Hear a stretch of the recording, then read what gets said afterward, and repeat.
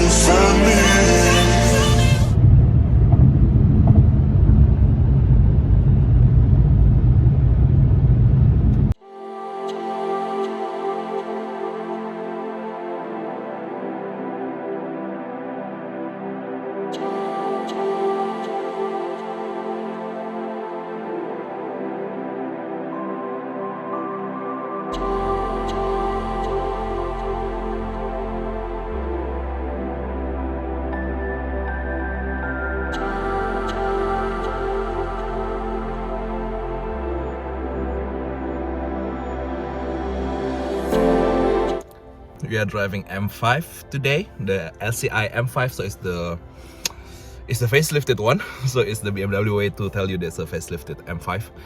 And I need to say, I like it. So if you can recall, I actually made a video with the normal M5.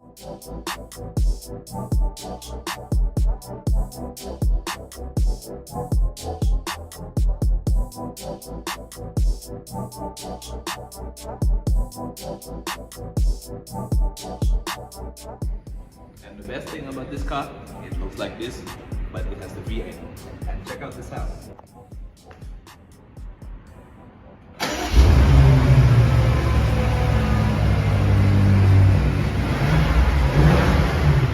But it was before the facelift, so it was the normal one. I guess that's how we call it. And I haven't researched what's the internal code for that one.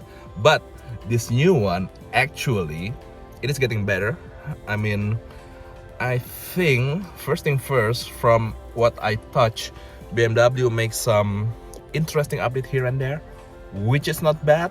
And if that is worth 20k price, like more price, so they charge around 20,000 euro more for used LCI with reasonable mileage. So we are talking about 15,000 until 20,000 kilometers. The last time I checked, this one cost 90,000 euro in Germany, so with the LCI. And I am happy to report it is a better car than the before facelift, and both of them were not competition. So the problem with the with suspension from, like, for example, from the M8 competition is not there. So this one is a really good cruiser, and you know, like, I've been driving around 500 kilometers now, and I can say it's a really good GT car with a lot of space at the back as well. So a really nice car. And this car has Bowers and Wilkins sound, which I had in M850i, and somehow it sounded better. And as I can recall, when I had that M850i for several months, I was not convinced, because first thing first, it was very expensive option. So it was the high-end audio offering from BMW for this platform, I guess, because actually the 8 Series is actually built on BMW 7 platform. Well, now the new 7 platform is actually built on the Rolls-Royce platform. Yeah, whatever. But back in the days, I was not impressed. But today, it's actually quite good. But it can also be because I get used to the standard Audi audio or sound system in e-tron.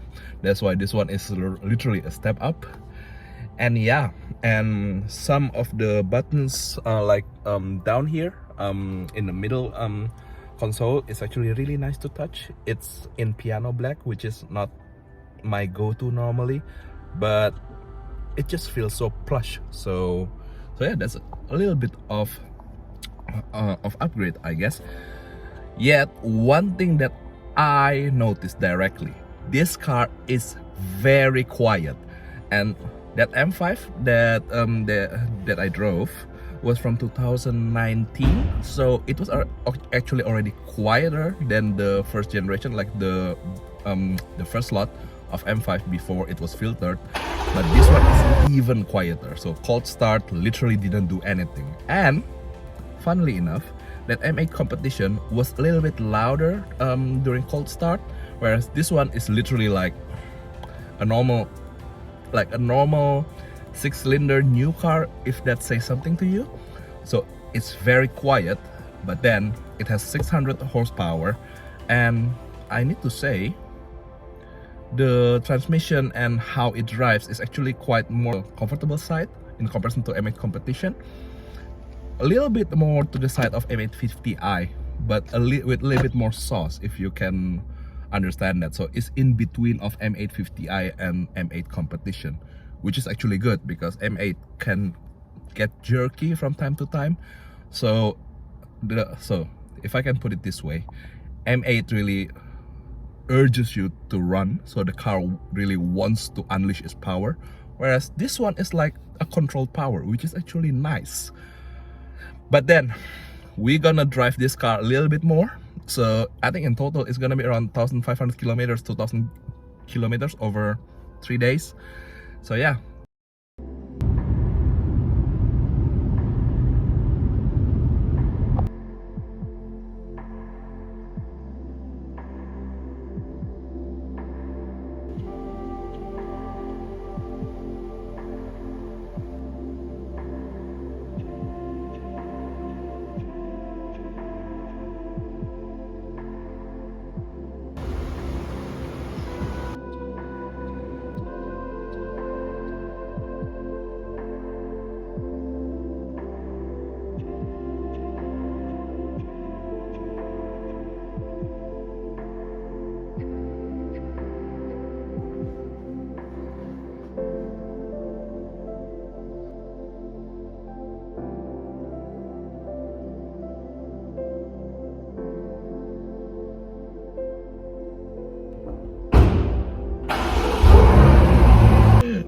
I think I died and went to heaven.